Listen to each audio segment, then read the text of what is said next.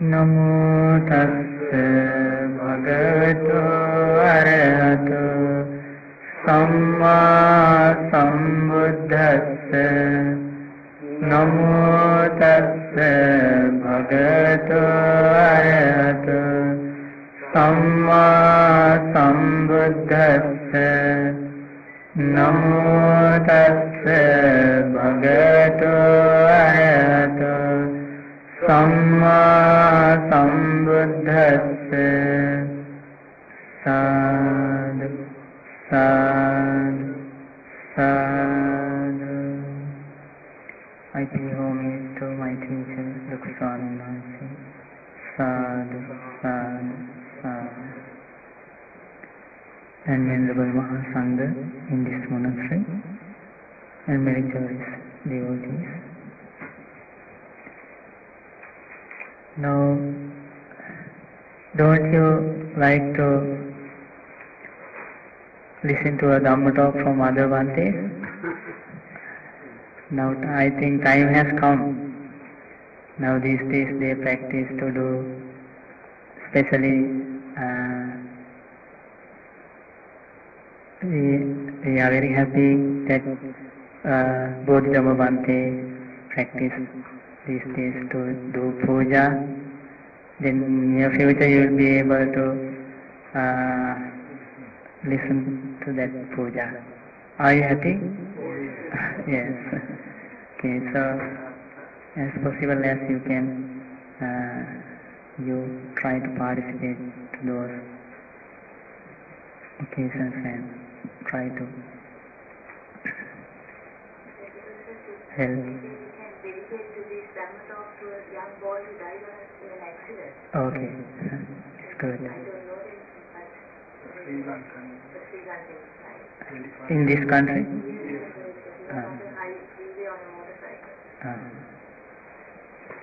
Today from this discourse also we will be able to listen, we will be able to know about child.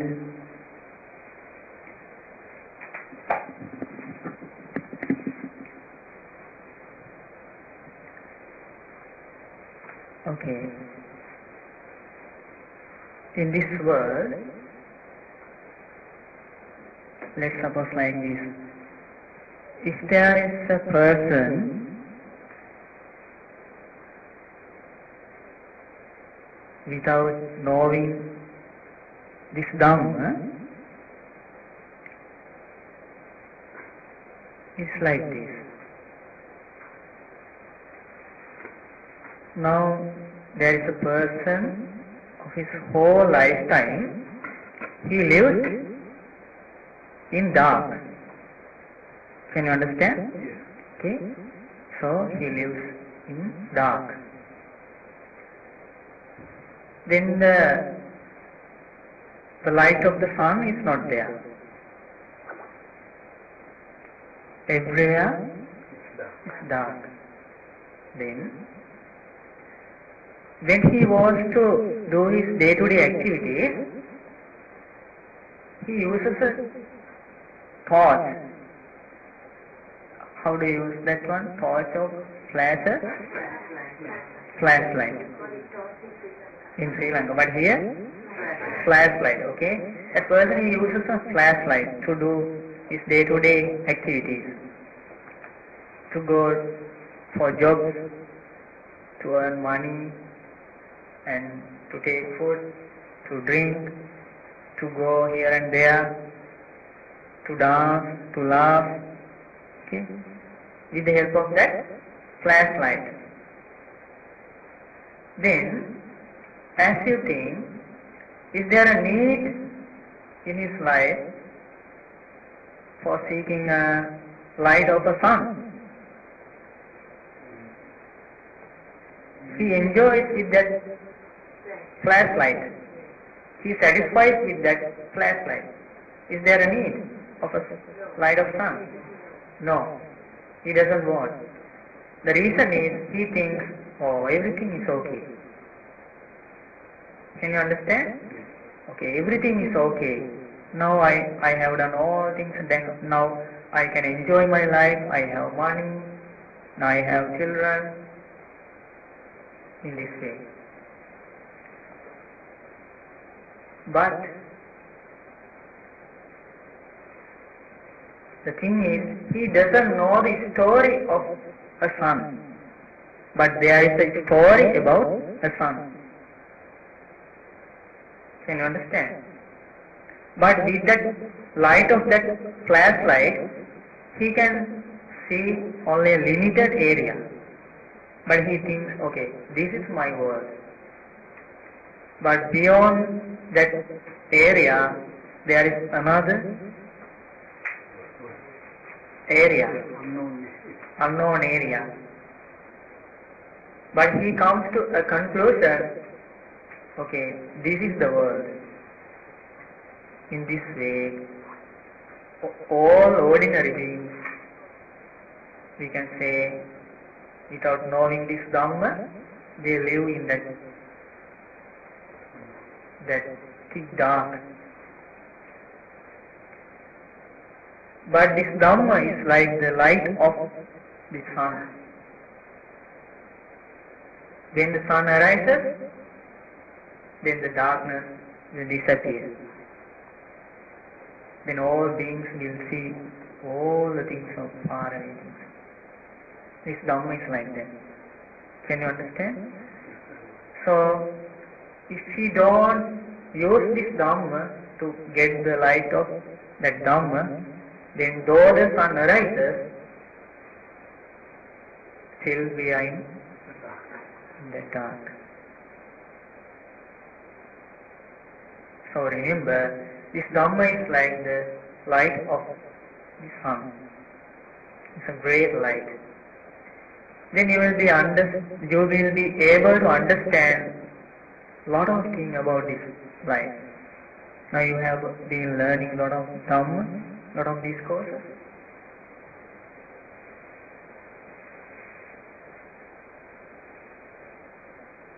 Okay. When we are listening to this Dhamma, or when we are following this Dhamma, can you remember I mentioned the most important thing? That's the initial factor of listening this Dhamma.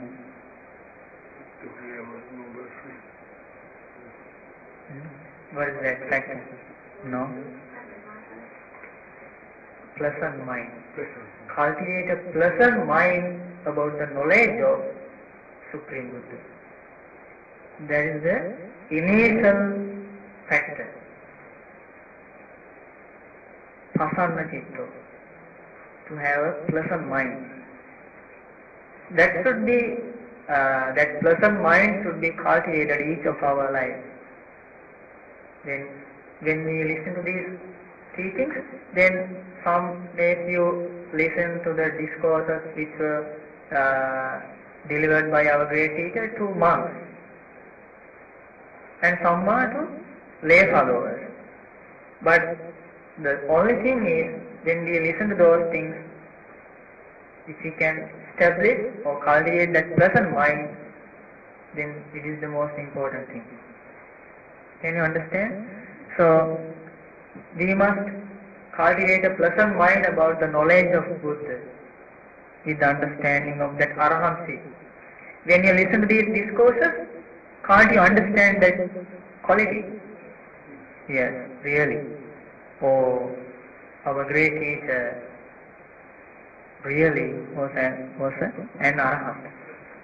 That's why our great teacher could teach us to eradicate passion.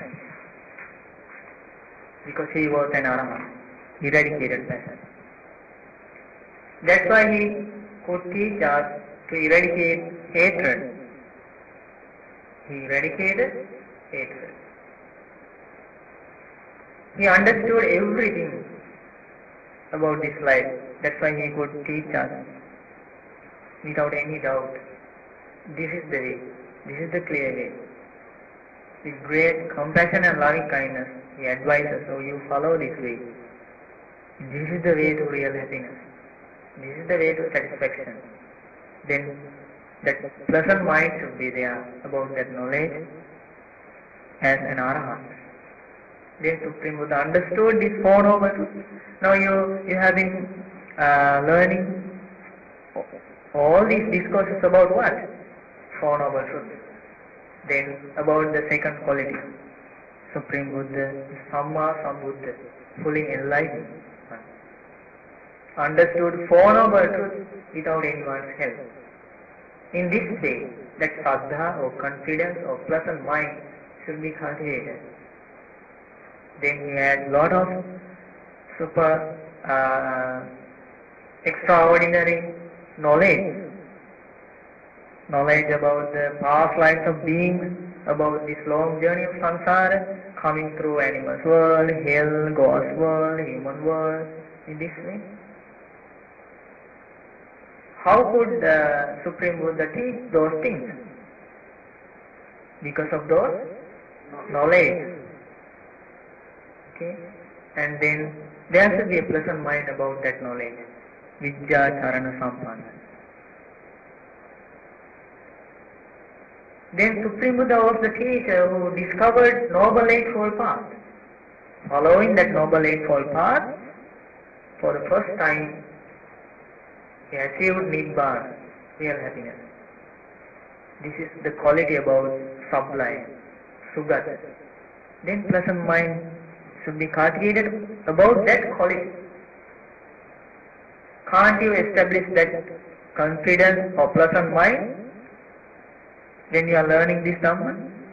You can. Then there are no doubts about world. So our great teacher understood every word. That's why he could teach the way to escape from all worlds. Lokavidu, knower of worlds. Then can't you understand that by this Dhamma, the way of taming people with compassion? That is that quality. Anuttar Purusha Dhamma Sarati. Incomparable leader of persons to be tamed. Today we are tamed by that Dhamma. We are trying to understand the Dhamma. Then Sattha Deva Manusana, Supreme Buddha is a teacher of gods and humans. In this way, by understanding Four Noble Truths without anyone's help, then he taught all the things without remaining anything in his hand. Buddha. And then Blessed One, Supreme Buddha, is the one and only teacher to fit to all these qualities. This is called Saddha, or pleasant mind about the knowledge of Buddha. This is the key to follow this noble path. Is it clear? Okay. So today also we are going to discuss very, very important discourse, very powerful discourse. And you will be surprised about the knowledge, excellent knowledge of Buddha. In this discourse, you will be able to find the complete path to Nibbana by developing serene meditation and by developing insight meditation. It's very, very clearly it has explained all these things in this discourse.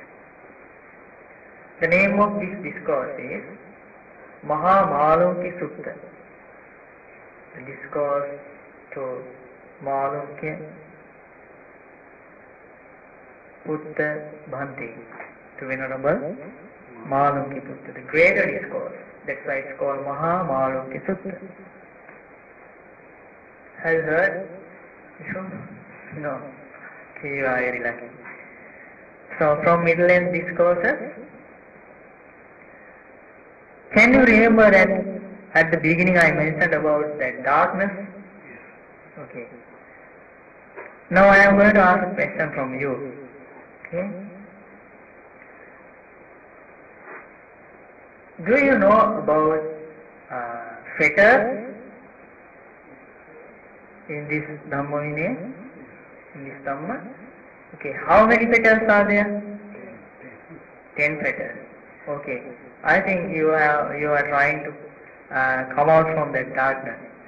Okay, so it's very, very important, because how do you know about that there are 10 fetters? Where are those 10 fetters? In our what? Mind. So, though those 10 fetters are in our mind, did we know before listening to this Dhamma? We don't know. That is the nature of the mind in dark. Can you understand? That's the thing. When we listen to this Dhamma, then the light will come to our life. Then we will know. Okay. On one occasion, the Blessed One was staying at Savatthi, in Jetas Grove, Anathapindika's monastery. There, Supreme Buddha addresses monks, asks a question. Dāreta no tumme bhikkhave maya desitani panchoram bhagyani samyojanani. Means, monks or bhikkhus, do you remember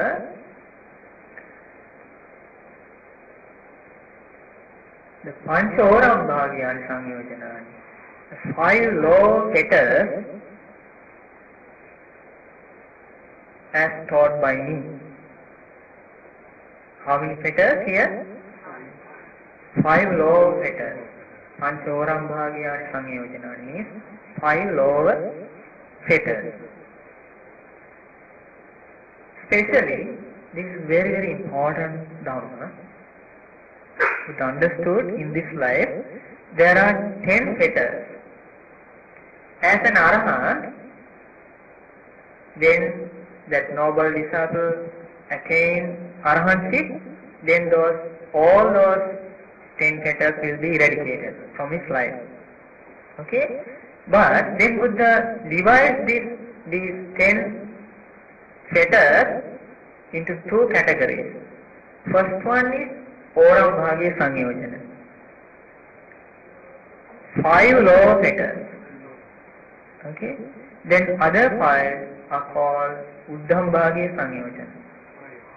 5 higher fetters. What is the reason to be known as in this separate ways? Low fetters means, because of these low fetters lead to give the rebirth in lower world.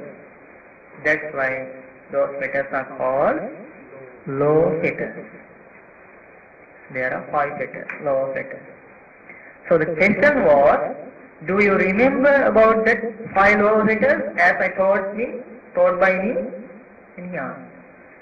So then we can understand not only Buddha teaches Dhamma, but he questions. Do you remember? Can you remember? If I ask from you, can you remember the name of the discourse? Last week we discussed, Good. Bhadraka Sutta. About desire? Can you remember? Yes, okay. So then, in that assembly, there was that Venerable Malunkya Putta. Okay? So then, Bhante Malunkya Putta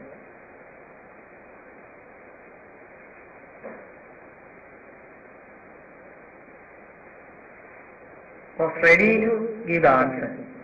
He said, yes, Bhante, I know. I can remember about the 5 law fetters as taught by Blessed One. I can remember. Okay. When I ask from you, you also say, oh, we know. Okay, you know. In this way, that Malunkya Putta, that Venerable Malunkya Putta says, I know. I remember the 5 law fetters as taught by Blessed One. Then Supreme Buddha asked, okay, how do you remember 5 law fetters as taught by me? Then Malunkya Putta Bhante says, Venerable Sir, Bhante, I remember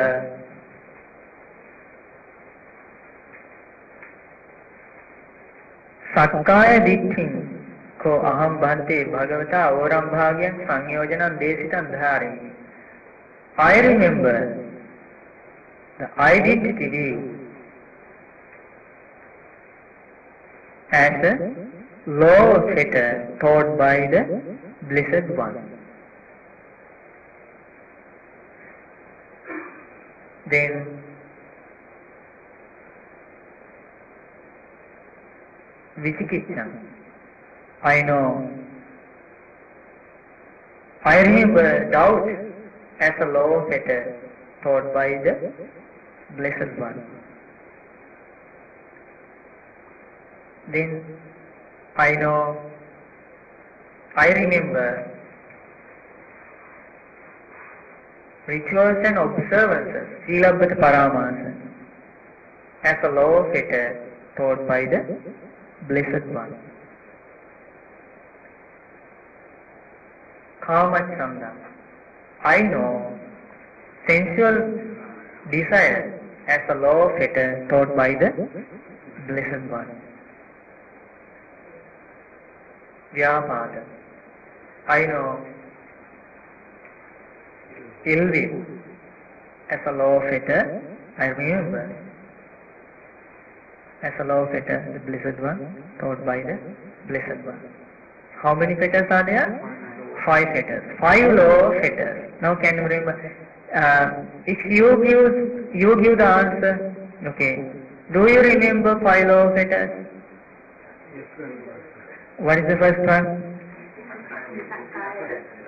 Identity view. Next one? Doubt. Third one?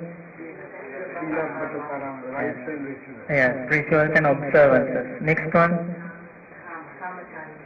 Sensual desire. Last one? Ill will. As you think, are you correct? Okay. Then, Buddha explains, Malunkya Putta, to whom did I teach in this way? To remember 5 law fetters. To whom did I teach in this way about 5 law fetters? Then Supreme Buddha explains, if you try to explain about 5 law fetters in this way, the people of other religions, they will laugh to you, they will joke to you, and they will confuse you with taking the simile of the infant, taking the simile of the infant, that taking the simile of the baby, they will joke you. Okay? They will laugh to you. Why? They will ask, saying that, taking that simile, they will ask, how do you say about that identity view in the case of a baby, in the case of a baby's life? Now that infant lies on the ground, he doesn't know anything, and he hasn't the notion about the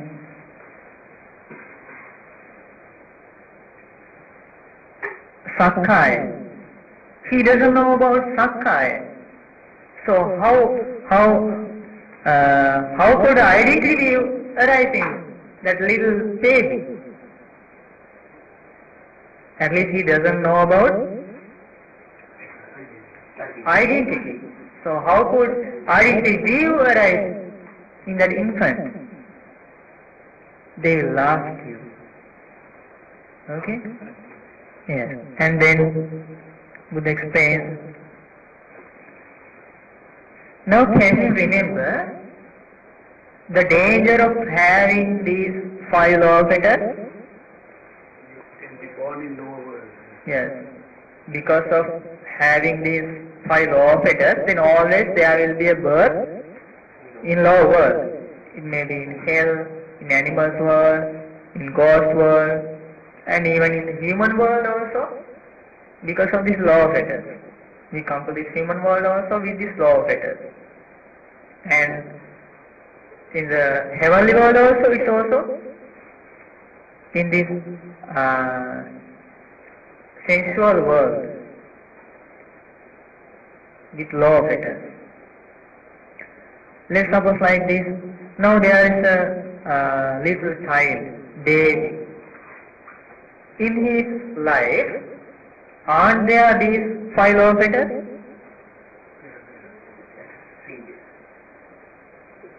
Does he know? He doesn't know. But has he escaped from the danger to be reborn in a lower world? No. That's why that we are born in dark, and we live in dark, and we die in dark.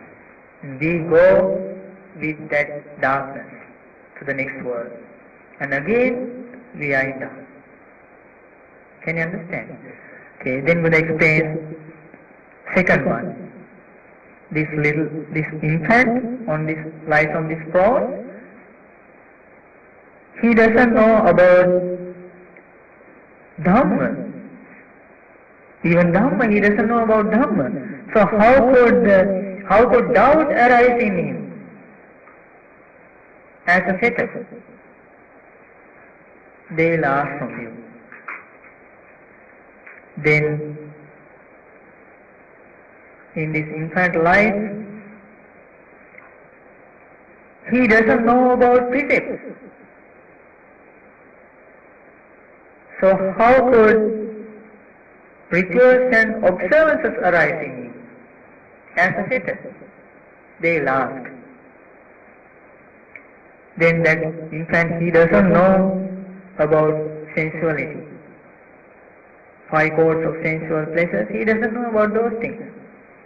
So how could the sensual desire arise in him? Did you think about this one? And he doesn't know about the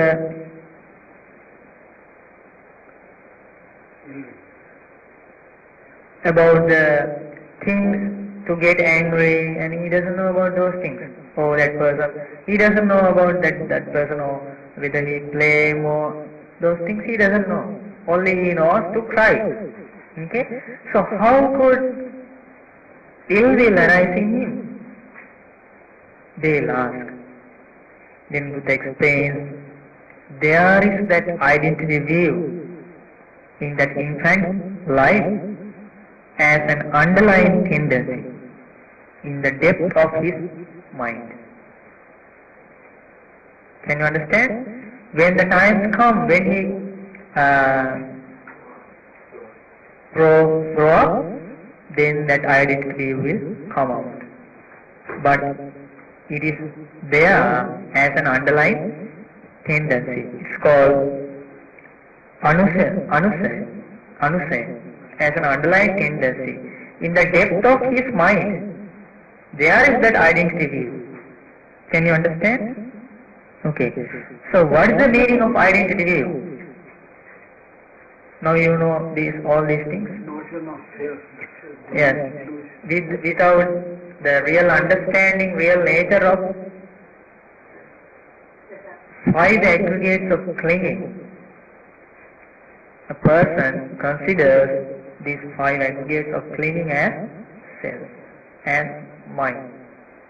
This is called Sakaya, this identity view. He considers this form as mine, this physical body as myself, derived from four great elements.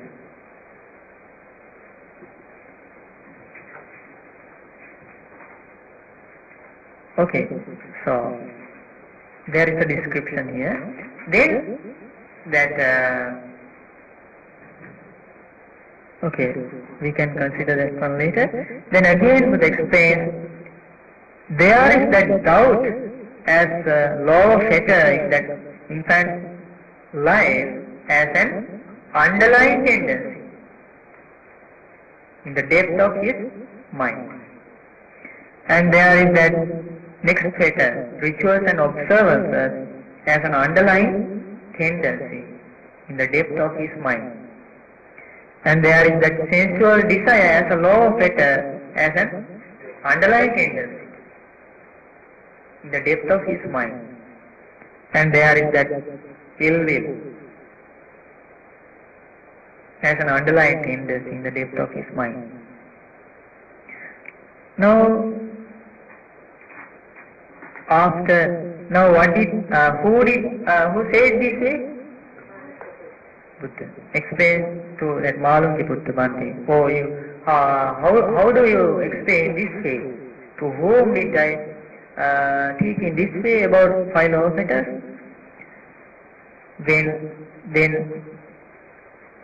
in that place, Venerable Ananda was there. Then Venerable Ananda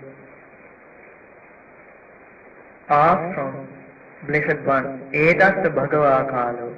Now it is the time, Bhante. Etasya Sugata Kalo. Now it is the time, Blessed One. Now please, Bhante, please teach us about five laws of fetters. Having heard, the monks will remember it. Okay, now our knowledge and Malunkya Putta Bhante's knowledge is same, but it is not a perfect knowledge. Okay, when we ask, okay, what are the five laws of fetters? We say identity view, doubt, rituals and observances, sensual desire, and ill will. But it is not a perfect answer. Then now Venerable Ananda asked from Blessed One to teach. Then Blessed One Supreme Buddha began to explain. There is an untaught ordinary person in this case. Who is there? Ordinary person, Puthujjana. Now do you know the nature of that ordinary person's life? Here there is that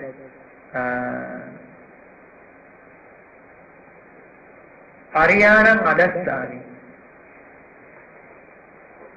That ordinary person, he doesn't know about Buddha and about Arahant. He hasn't that vision of Arahant, of Buddha. Arya Dhamma Sakoi, he is not skilled in that noble path. Arya Dhamma Avinito, he is not disciplined in that Dhamma. He doesn't know about true friends. He is not skilled in that true friends Dhamma.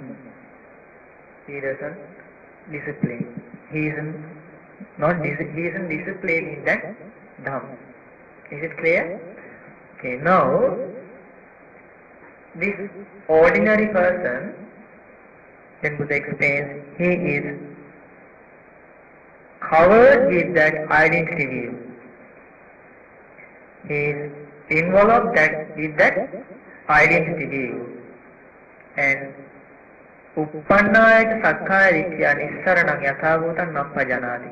He doesn't know to escape from horizon identity view. He doesn't know the way to escape from identity view. Then it will be a hard fetter in his life. Then It is called a lower fetter. Is it clear? The reason is his life is covered with that identity view, and he doesn't know to escape from that identity view. So again and again he goes with that identity view, he lives with that identity view, then it is a hard fetter in his life. It is called the low fetter of identity view. What is the meaning here? Now he doesn't know about the real nature of these five aggregates of clinging. So again and again he considers his physical body or form as mine, as myself. So he doesn't know how to escape from this identity because he doesn't know this Dhamma. From this Dhamma, one will know that this form is derived from earth element, water element, heat element and air element. But that ordinary person, he doesn't know.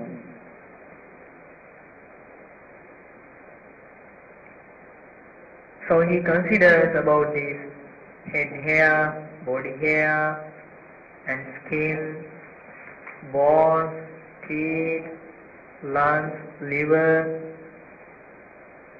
all these things, this earth element as mine,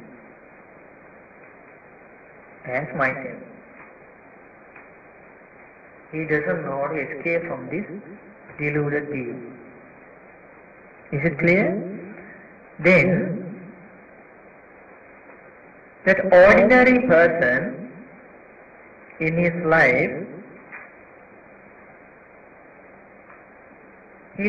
is covered with doubt. Covered with doubt. Now always there are doubts about this life, about this Dhamma, and always he questions, from where did I come, to where will I go, who am I in this state. He doesn't know about dependent origination, what is sampada and cause and effect system, he doesn't know. So then again and again he has to live with that doubt. So then, and he doesn't know to escape from that doubt. So then it will be a low fetter in his life as doubt. Is it clear? Then Buddha explains, Silabhat paramasa pariyachitena cetasa. Then that ordinary person's life is covered with rituals and observances.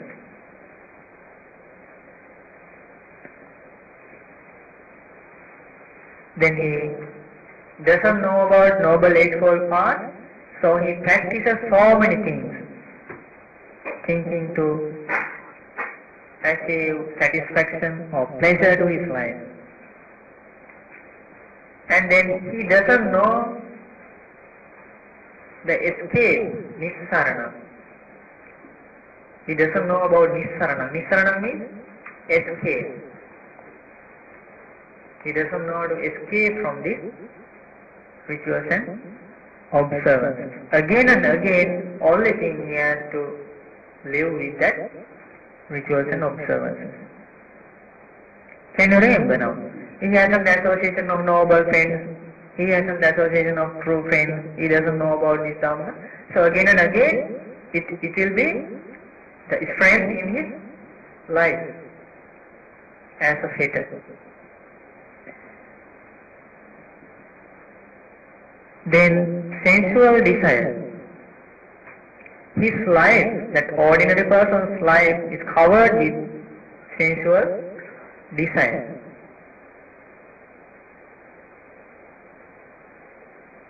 Uppannasya kamaragasa nissaranam yathagota nampajanati. He doesn't know the escape of arising sensual desire. Only thing is, again and again, he has to struggle with that sensual desire. Then it will be a low fetter in his life. Can you understand? So always that ordinary person, he has to live with these 5 fetters. He doesn't know the way to escape from these 5 fetters. So always he lives with that danger to be reborn in a lower world. Then his life is covered with ill will. He doesn't know to escape from that ill will. So then it is called a fetter. Then that ill will is a fetter, as a law fetter. That fetter is in his life. He is covered with that fetter. This is the life of an ordinary person. Now in this world, there are such kind of ordinary persons with this condition. But do they know about this danger? No. They don't know how to escape from this law of fetters. So again and again, they have to live with this law of fetters. Then Buddha explains, Suttavajiko Ananda Arisavako. Now there is the noble disciple. He has the vision of Buddha, and about these teachings he knows. And he is skilled in this Dhamma. He considers wisely about this Dhamma. He follows precepts and he tries to understand Four Noble Truths. His life is not covered with that identity view. He knows the way to escape from arising identity view. So,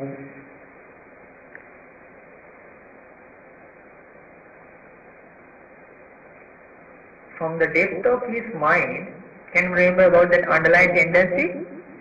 That underlying tendency to identity view will be eradicated from his life. What is the reason?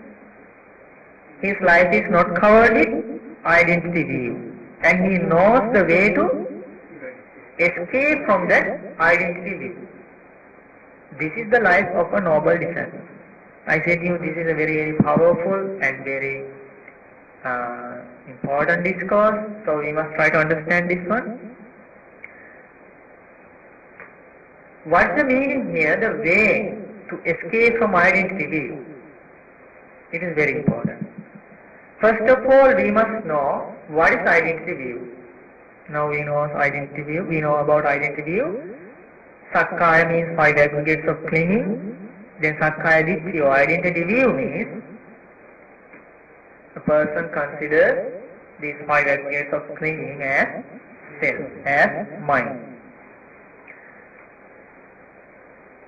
This noble disciple, he tries to understand this identity view arises in a life because of lack of knowledge about this form. Then he considers, what is form? According to this Dhamma, he considers, form is this. Then he thinks, it is not suitable to consider, it is not fit to consider this physical body as mind. He can understand this form as it actually is with the help of this Dhamma. Now he divides this form, this body, these are earth elements, then blood, urine, saliva, and tears and these things, water element, and there is a heat in this life, heat element, the digesting the food because of that heat, and it will help to aging because of that heat. Then you can understand, okay, this is heat element, fire element. Then in his life there is in and out breathing, air element, and air in stomach and in this body, air element. So then he tries to understand the real nature of the form. Form is as a form. Form is as a form, as understood by our great teacher. It is subject to change and subject to dissolution. That's why it's called form, like a form, glimpse of form. Then he tries to understand the feeling aggregates of things. In this life, now it's very important to understand these 5 aggregates of clinging in our life. Can you understand? Then feeling is, in this life there are pleasant feelings, unpleasant feelings, and neutral feelings. Through these 6 bases. So then he considers, okay, all these feelings are dependent on content. The form is dependent on 4 great elements, and the feeling is dependent on content. That he considers. When the contacts are changing, the feelings are changing. In this way, there is a person called self here. And it is wrong to consider these changing feelings as mind. Then he develops his wisdom. Can you understand very clearly about this form in your life? Okay, that one is okay. Can you understand about the feeling aggregate regarding your life? Can you experience those feelings? Okay, now that is about that feeling. Then can you understand or can you identify about perceptions in this life? It is called sanya, or perception aggregate of clinging. Perception of form, perception of sound, perception of odor, perception of taste, perception of tangible. Can you understand this nature in our life? Okay, then that noble disciple, he investigates about this perception. Always this perception is changing. Can you understand? It changes always. And we cannot control that one. Then he considers in this way. Because the perception, all the perceptions are dependent on content. Then step by step, that hard view, that hard fetter, step by step it will, yes, it will be eradicated in his life. Step by step. Because of what? Because of his wise consideration. Now you have to use your knowledge, all knowledge you get from good past, listen to last all these courses. So you have to use that knowledge. Then, can you understand about formations in your life? When we see a form, can you understand the use of volition? We think about that one. Then having seen that one, we talk about that one. Can you understand that one? It's called formation aggregate. But when Buddha understood always this form formation, sound formation, and this all formation are dependent on again content. all formations, they change. Always they change because of the changing of content. Is that one clear?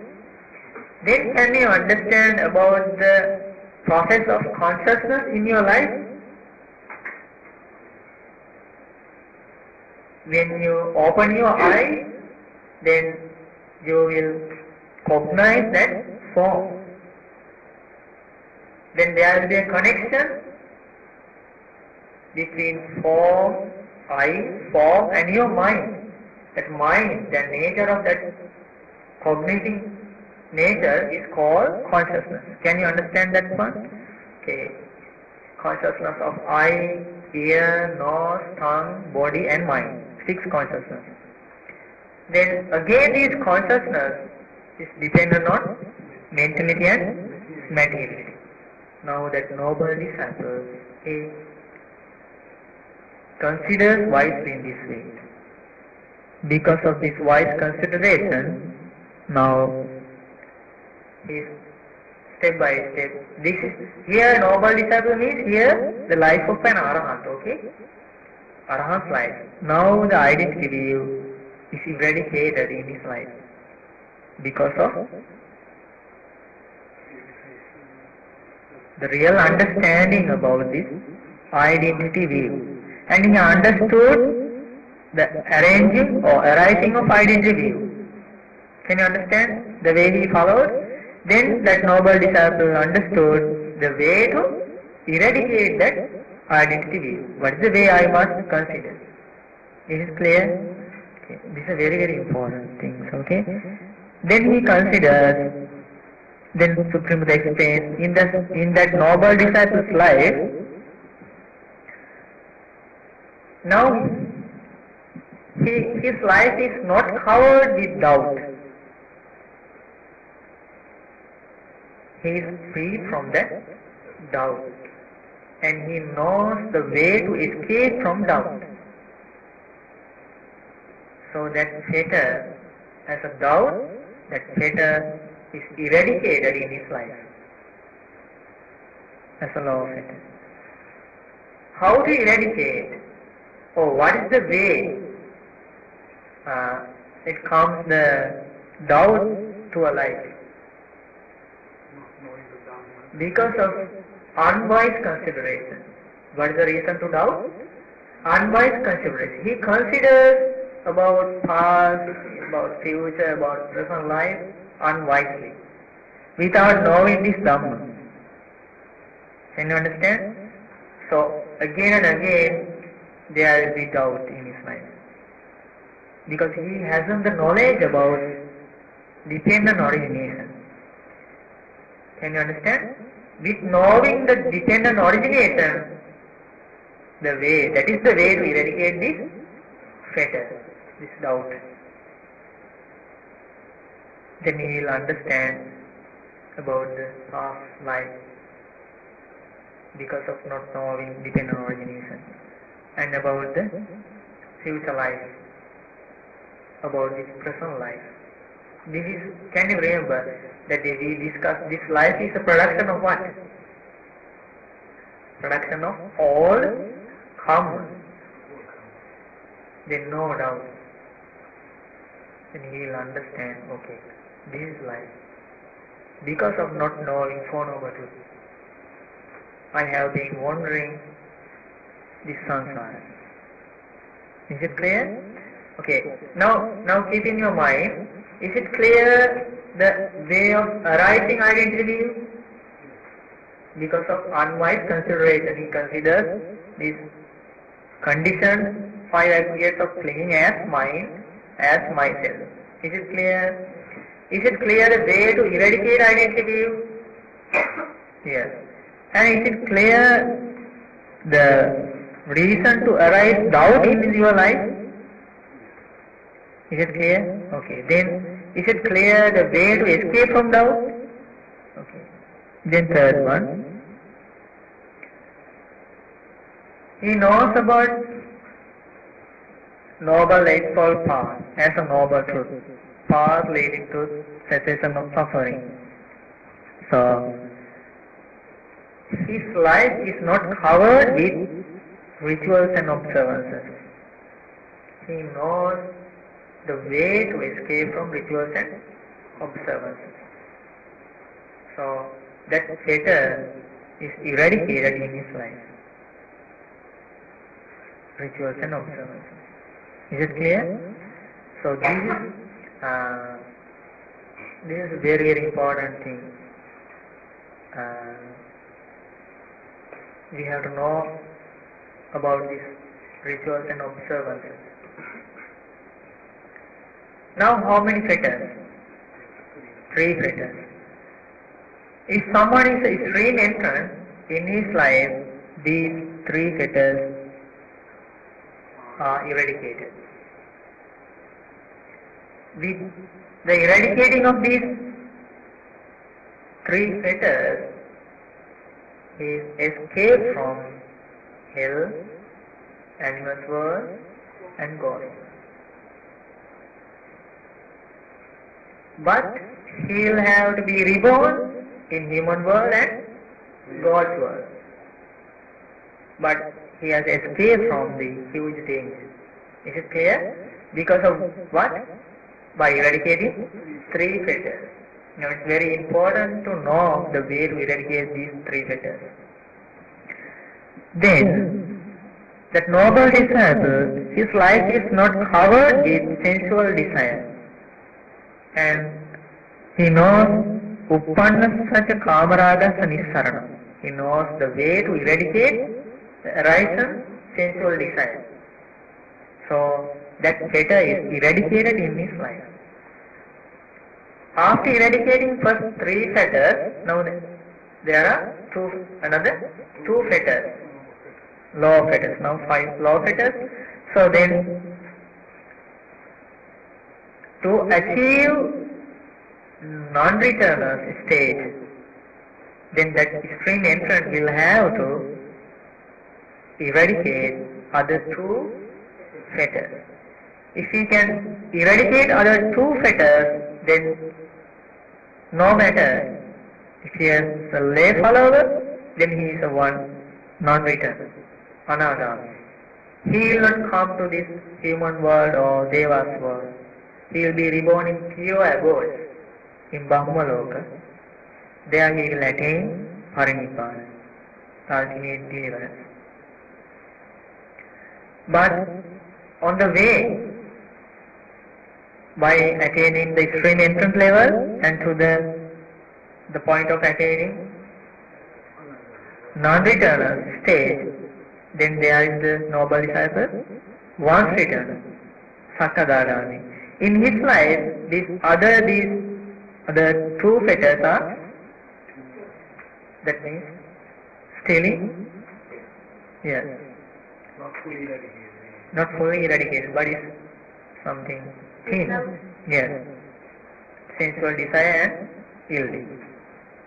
Here meaning is, the noble disciple, he knows the way of arising sensual desire.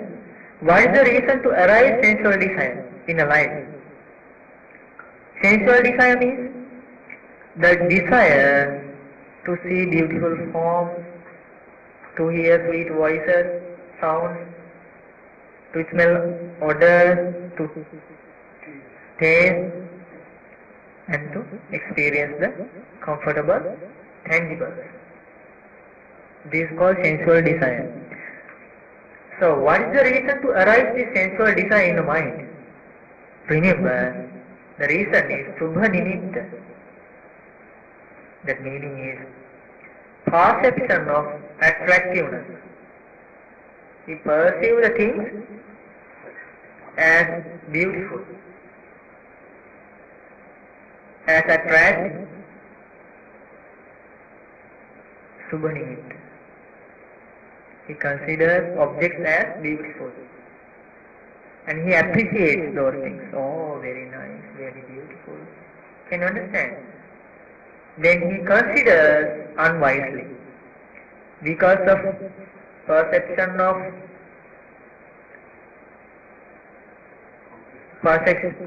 as attractive, then he considers unwisely. This is the reason to arise sensual desire. But what is the way to eradicate sensual desire? He considers objects as impermanent, as unattractive, as false, can you understand, as ugly, the real nature of the things. It is called wise consideration. Can you understand this one? This is not a difficult one. Now we say, okay, let's suppose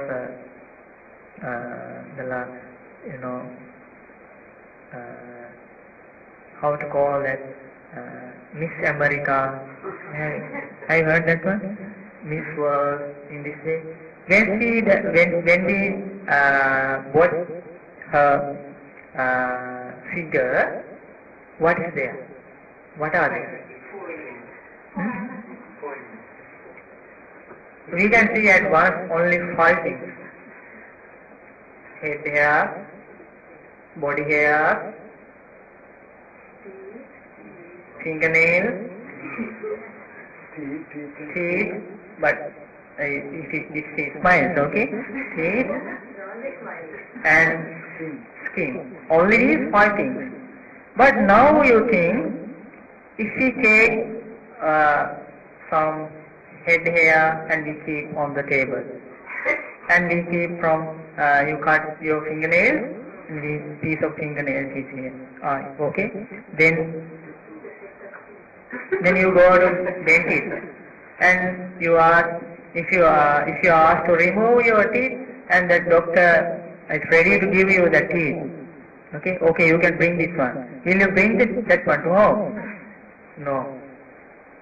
When we separate, when we divide these things, the real nature is unattractive. Can you understand? But when we see as a collection, then that unwise consideration will come as attractive. But the real nature is unattractive. Unattractiveness. False. This is the real nature of this body. So that noble disciple considers in this way, oh, this is the reason to arise sensual desire.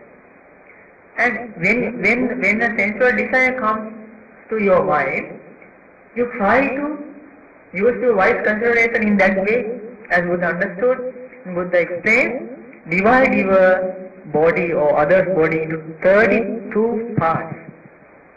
How many parts?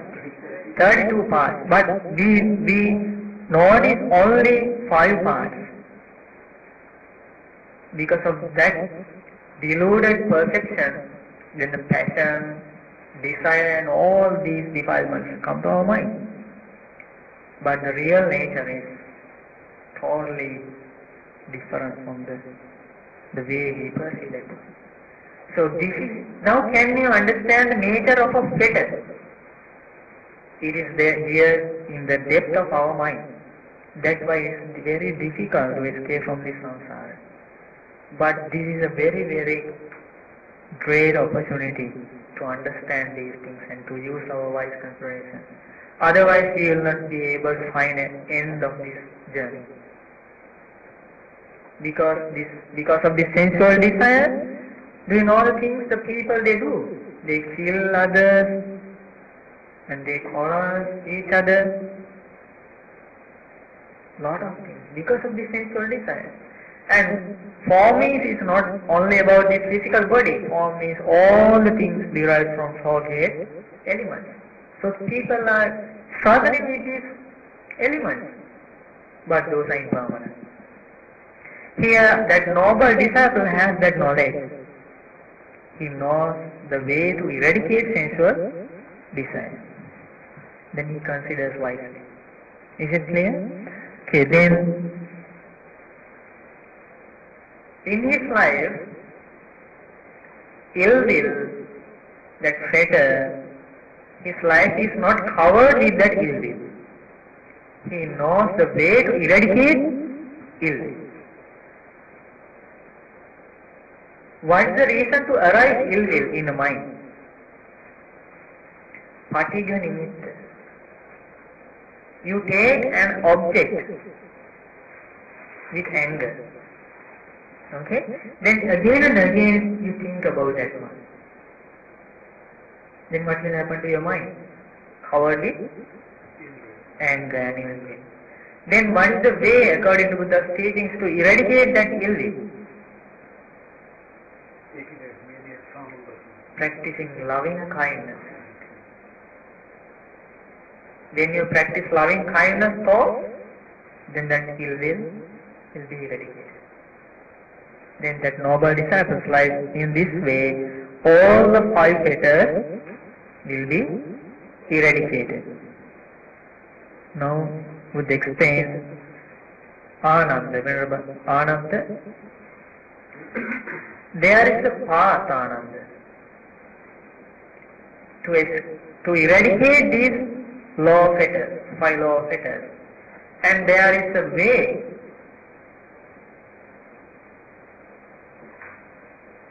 to eradicate these 5 law fetters. But if someone says without following that path, I can eradicate those 5 law fetters, Netan Thanam Vidyati. It is impossible. It is like this. There is a large tree. Now that person, he wants to get the hardwood of that tree. Then he says, okay, I get that hardwood without cutting the bark of that tree and the sapwood of that tree, then I want to get that hardwood. Is it possible? No. Then Buddha explains, it cannot be happen. But there is a way, there is a path to eradicate 5 law fetters. If someone can follow that way, then it is possible to eradicate 5 law fetters. It is like this. That person, he wants to get that hardwood, so cutting bark and cutting sapwood, removing those things, then he get that hardwood. Then it is possible. In this way Buddha explains, suppose Ananda, the river Ganga, that river in India, yes, was full of water. Then there comes a weak person, feeble person. He comes near to that river, saying, "Oh, now I want to go across from this stream." Saying in this way, he says, "I shall get across safely by swimming this stream." Then Supreme Buddha asked, will he be able to go through this stream? He is a weak person, feeble person. Will he be able to go? No. He cannot go. He cannot swim across this stream. Then Buddha explains, in this way, when I teach about the cessation of Sattva, cessation of identity, and when I teach about Nibbana, about the deliverance, when I teach this Dhamma to eradicate identity view,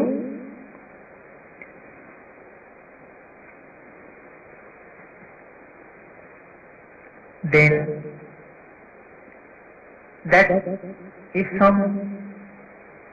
someone's mind is not happy with that Dhamma, if someone is not happy with that Dhamma, then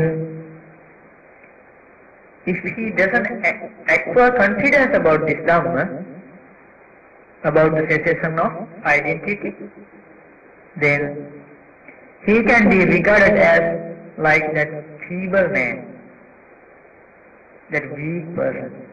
Can you understand this one? So, When you talk with impermanence and about this unattractiveness, about these things, there are persons, they do not like to listen to this one. Can you understand? They do not like to accept. So those people are like very weak persons, feeble persons. They will not be able to escape from this identity wave. Again and again they will have to be reborn with this identity wave. Then Buddha explains, again there is another person. He comes near to this river,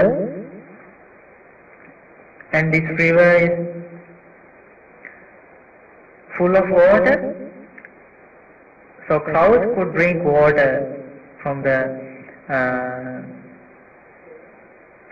river very easily.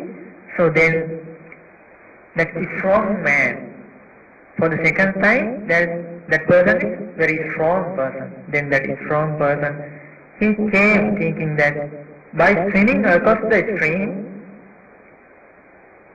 with my arms, I shall get safely across from this to the further shore of this river. Then Buddha asked, would he be able to swim across this stream? Yes. Why is that? Because he is a strong person. Then Buddha explains, so too, when the Dhamma is being taught about the cessation of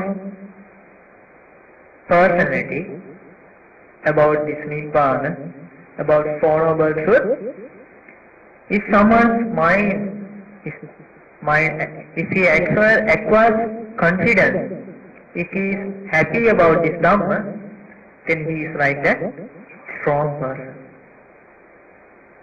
Then he will be able to escape from this samsara. Then Buddha explains, what is the way to eradicate these 5 law fetters? Do you like to know about that one? Are you happy? Okay. Then you are like that strong person. Otherwise, if you are owing and if you want to sleep, then you are like that feeble person, that weak person, okay? So don't think to sleep. This discourse is actually not difficult, but we must try to understand. Now this is very important part of this discourse, okay? All the parts are important, but you listen very carefully this one. This is the way to eradicate that law of fetters. So one day, anyway, somehow, we must follow this path to eradicate those 5 law of fetters. Otherwise, those 5 law of fetters will lead to give the rebirth of again and again in this low world. Okay? Now this is the meditation. From this point, you will be able to learn about meditation, about sharing meditation and insight meditation. This is the way. Now that monk, now he has the precepts. As a noble disciple, he follows precepts. Okay? He has the morality. Then he tries to develop meditation. It may be, now let's suppose he develops loving kindness meditation, or impermanent meditation, or breathing meditation, okay? Now, step by step, his mind will be calm, and he will be able to keep his mind on that object of meditation again and again.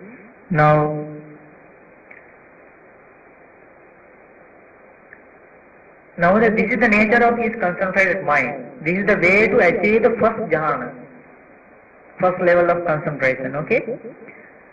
Now can you remember that thing? Let's suppose that you do breathing meditation or any kind of meditation, impermanent meditation. First of all, though you do the insight meditation or any insight meditation, first of all, you do not achieve the insight knowledge. At beginning, you will achieve the concentration because of that meditation. So now, with the abandoning of unwholesome states like greed, hatred and those things. Now you abandon those things from your mind. You clean your mind with what? With that meditative object. Again and again you think about that, like that, may I be free from anger, may I be free from anger. In this way again and again you think. So then abandoning all the unwholesome states, then abandoning sensual pleasures and abandoning ill will, abandoning doubt, abandoning restlessness of mind, remorse, all these unwholesome qualities. Abandon these qualities, then with applied and sustained thought. Applied thought means you take your volition or thought to that meditation, and sustain means again and again you think that one. You use that thought in your mind, okay? Then with rapture and pleasure, born of seclusion, then you live. In that moment, you have achieved first jhana. Is it clear? Now it is the serene level, serene state of your mind, concentration, samadhi. Then again and again you develop that state, that condition of your mind, again and again, and steady. Okay? Then you turn your mind to the inside knowledge. Before you direct your knowledge to the inside condition to understand the inside knowledge, you must know this Dhamma, about 6 faculties, about 5 aggregates of clinging. That's why we learn all those things. Okay? So now you direct your mind to understand, to identify the form of that samadhi. In that now let's suppose now you are in the first jhana. In that jhana too, there are those 5 aggregates of clinging. Can you understand?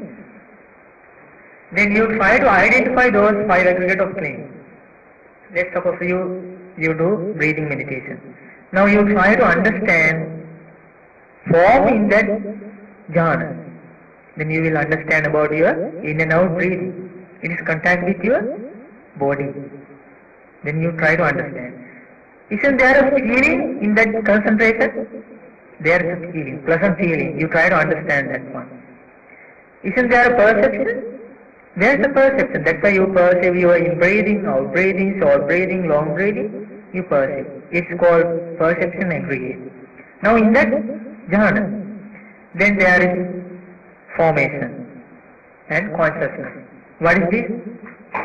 5 aggregate of clinging. Now in that same jhana, you try to understand this one. Then Supreme Buddha explains with the great knowledge. Now you try to consider those 5 aggregates of clinging, te dhamme aniccato, as impermanent. Now you convert to what? To inside knowledge. Okay? Now you consider about 5 aggregates of clinging in that same jhana as impermanent. Dukkhato, as suffering. Why is that? Because in that concentrated level, Supreme Buddha explains, it is very easy to understand the real nature of these things. Can you understand? Then Rogato, 5 aggregates of clinging as a disease. Let's consider about form. He considers this form as impermanent, as suffering, as a disease. Gandato as a tumor. Then Sallato as an arrow. As a, do you know about that? This as a barb, yes, as an arrow, as a head of an arrow, then agato as a calamity, that means as a danger, you consider this form is as like a danger. That's why this form, as you mentioned, is subject to face with accidents. Why is that? This form is like a danger. Then parato, abhadato, this form is as an affliction. Parato, you consider this form that in this way, you consider I am not the owner of this form. This form is another in this way. Why? If someone is yours, then you can control that one. But you consider this is I am not the owner of this form. You consider wisely. Then palokato as a dissolution. This body. Sunyato as empty. Empty from what? Empty from self.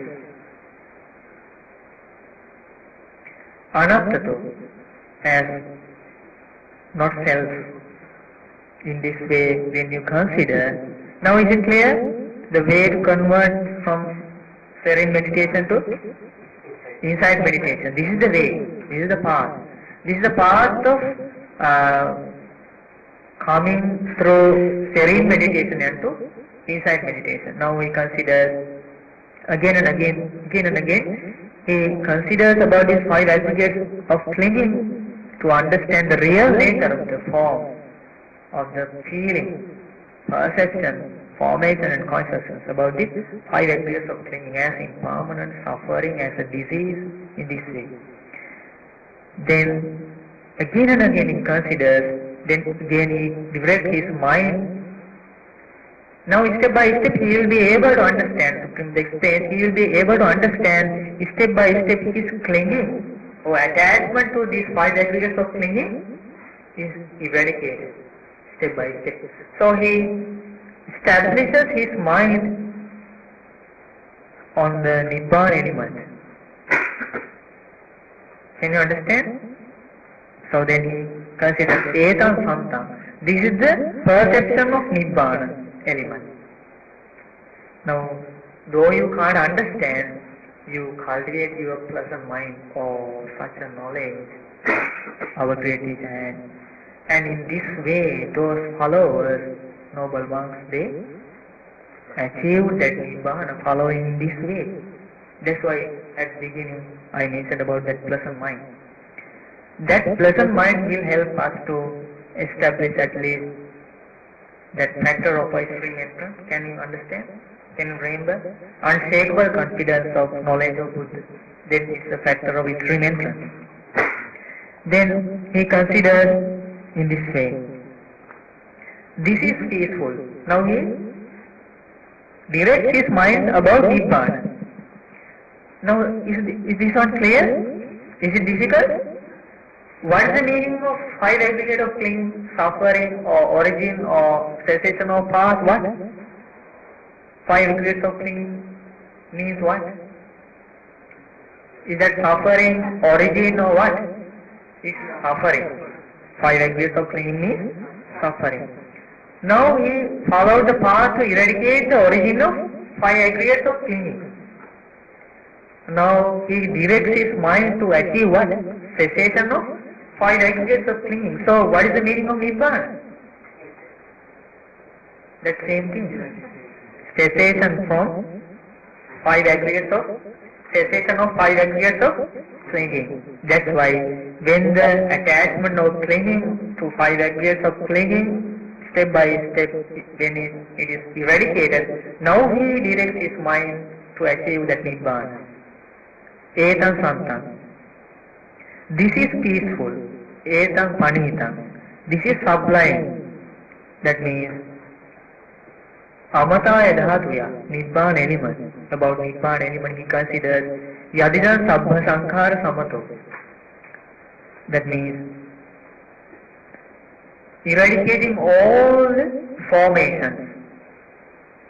Sabhupati Patinissaggu, eradicating all the commerce, all the arranging of commerce. Tanna Krayo, without craving, eradicating craving. This is the nature of that Nibbana element. Virago, with destruction of dispassion, that means passion. Now dispassion, Nirodha, cessation, Nibbana. Nibbana, the real happiness. Now he directs his mind to understand this Nibbana element. Is it clear? The earlier we discussed about the nature of that element. Free from craving, passion, and it's the cessation from craving, cessation of 5 aggregates of clinging. This is peaceful, this is sublime. Then, because of this effort, because of this process, this gradual process, when Buddha explains, Teneva Asavana Khayam Papunadi, then he will be able to eradicate all the taints. If someone eradicates taints, what will happen to him? He will eradicate birth. He will not be reborn again. So how to call that noble disciple? He is an arahant. Okay? Then,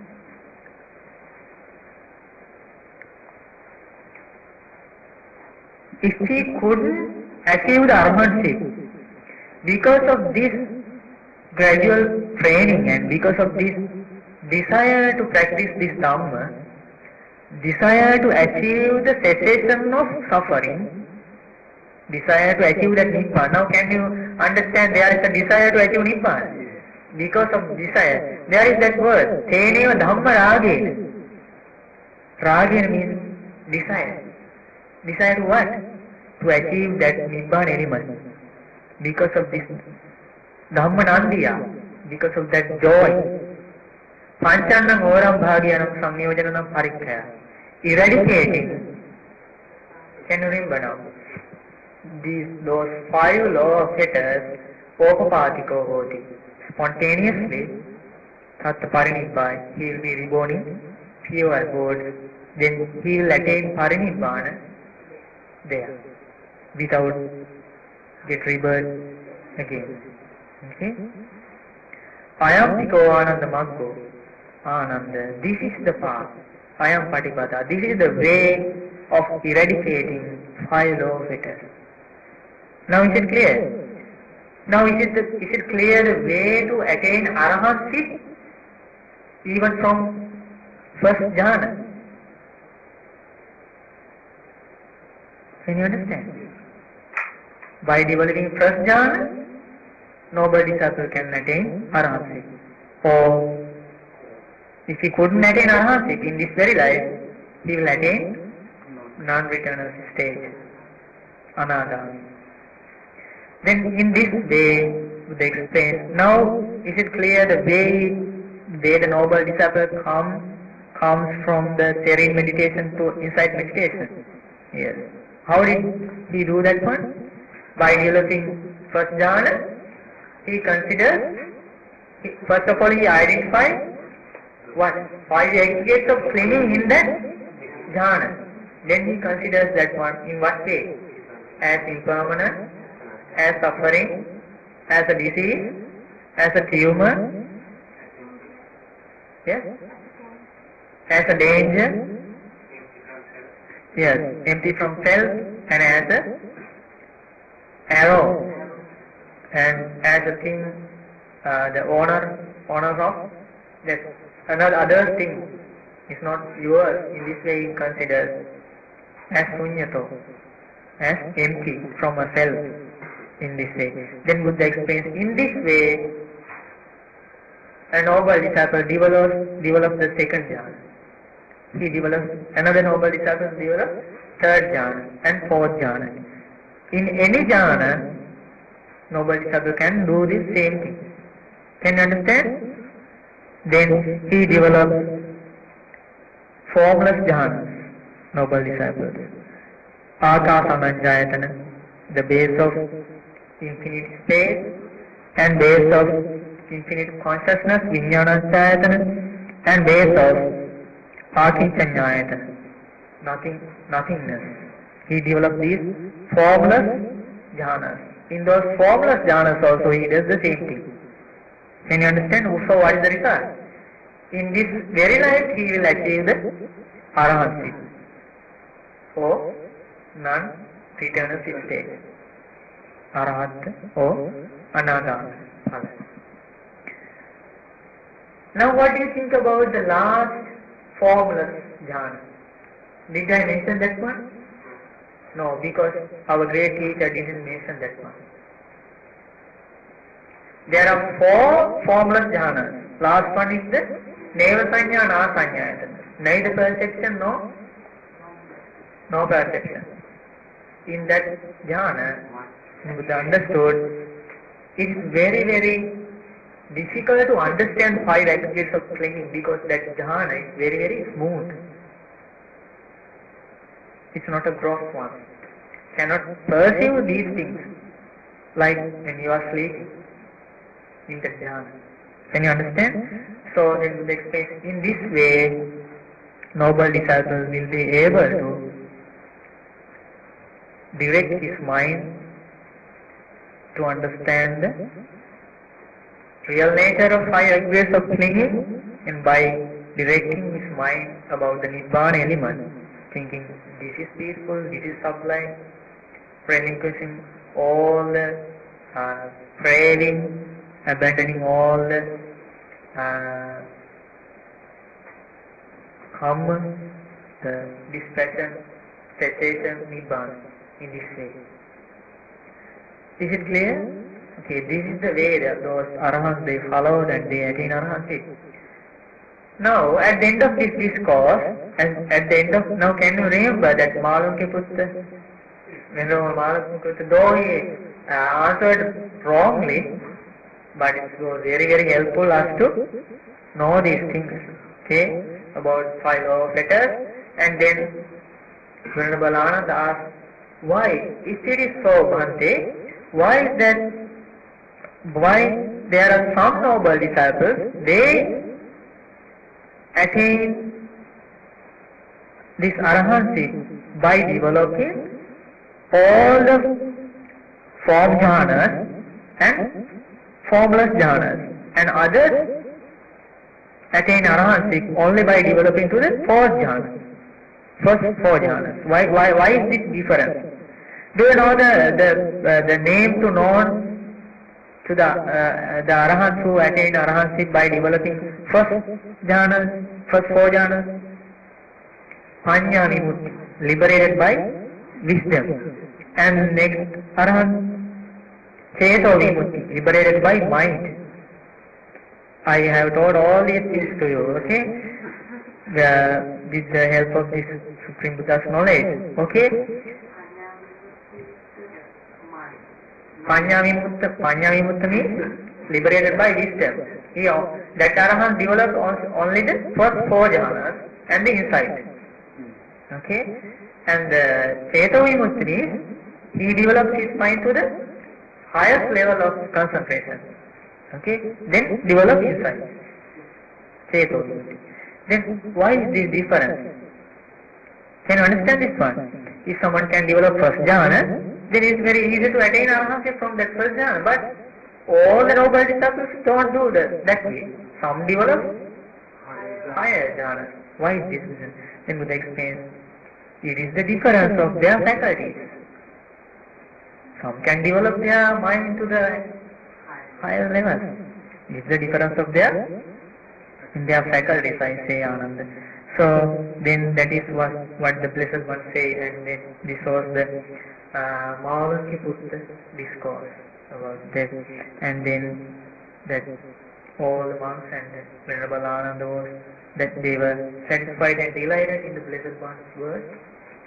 So is it clear about these things? Is that discourse difficult? Maybe we should do it again. Yes. But you learn a lot of things, isn't it? About law of fetters, Yes. about law, and it's very clear about this path. Where come the serene meditation and insight meditation. Now can you understand the importance of learning about 5 angles of clinging, about 6 faculties, about 4 noble truths? The reason is, though one develops his concentration to the highest level, if he hasn't the knowledge about 4 noble truths, then that concentration is useless. Can you understand? Okay. Neva Sanjana Sanjana don't work, so that's the reason. So it doesn't matter, though you can't understand. I don't think in that way, but this I, as possible as I can, I try to explain this one. Okay? Yes. Now, when you go home, again and again you think. And you think with your present mind. Oh, great knowledge, great path in this way. Okay? Then it will help you to have the understanding. So I like to bless you. May all of us, I know, you have the opportunity to develop your serene meditation and insight meditation, and to eradicate all 5 law fetters and higher fetters. You will have the opportunity, may have the opportunity to understand 4 noble truths in this Gautama Buddha's dispensation. Sadhu, sadhu, sadhu. And especially we must say our merit with our Loku Swami Nase. Today I would teach this powerful discourse to you because, not because of anything else, because of our Loku Swami Nase. Our Loku Swami Nase has taught this discourse in Sinhala. That was the reason. So we can say all merit with our Loku Swami Nase. May our Loku Swami Nase have the opportunity to understand 4 noble truths in this very life. Sadhu, sadhu, sadhu.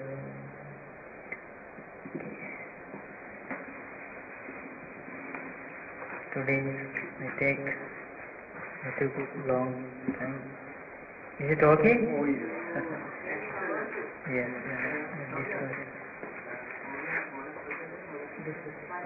Let's discuss Majjhima second part. Yes. Okay. You come next week. I will do a easy discourse. Okay. This letter mind. Okay. Yes. Now you can say. Maya katam punyam Sramina anumoditarman Sadhu Anumodana. Sramina katam punyam Maya Sadhu Anumodana. Sadhu anumodana Ukat varatena Katan sarvan arthayam Kamatani banti Kamami Kantabha. Ukat kamami banti Dutiyampi ukat kamami banti Tatiyampi ukat kamami banti Sopateva Sukhi Samadina.